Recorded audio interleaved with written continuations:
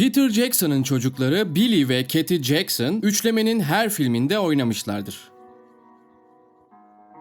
Gandalf'ın Shadowfax'i çağırdığı sahne tek seferde çekilmiştir.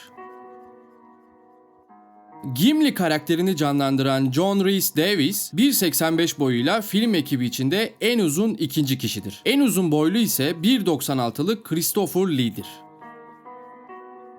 İlk etapta Smeagol'u direkt animasyon olarak filme eklemeyi düşünen Peter Jackson, Andy Serkis'in seslendirme seçmeleri için yolladığı kaydı görünce hareket yakalama teknolojisi ile Andy Serkis'in Gollum'u canlandırmasını istemiş. Viggo Mortensen yani Aragorn oynadığı aksiyon sahnelerinde dublör kullanmayı reddetmiştir. Hatta kullanacağı kılıçların hafif alüminyum ya da daha güvenilir olan kauçuk kılıçlar değil, gerçek çelik olması konusunda ısrarcı olmuştur. Ekibin kılıç dövüşlerinin koreografisini yapan Bob Anderson, Mortensen'ın o zamana kadar eğittiği en iyi kılıç kullanan kişi olduğunu söylemiştir. Mortensen'ın kılıç ustalığından bahsetmişken yine ilk filminde bir sahnede Lourdes karakterinin Aragorn'a fırlattığı bir hançer vardır. İşte o hançer gerçektir ve aslında Mortensen'ı ıskalayıp arkasındaki ağaca çarpması planlanmıştır. Lakin adam ork kostümü yüzünden yanlış hedef almış ve hançeri Mortensen'ın üzerine fırlatmıştır. İşte Mortensen o anda elindeki gerçek kılıçla hançeri engellemeyi başarmıştır. Yani o sahne tamamen gerçektir.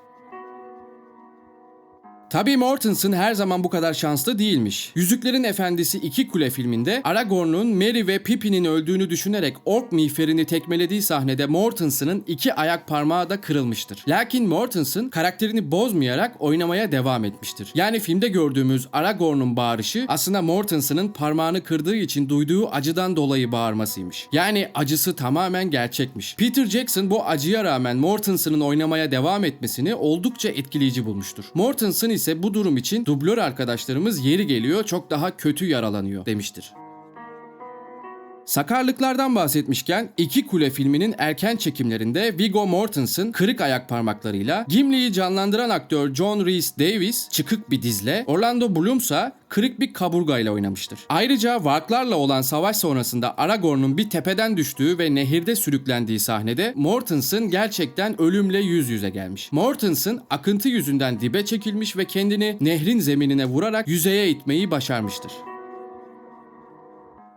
Kralın Dönüşü filmindeki Sam karakterinin kızını oynayan küçük oyuncu, Sam karakterini oynayan Sean Astin'in gerçek kızıydı.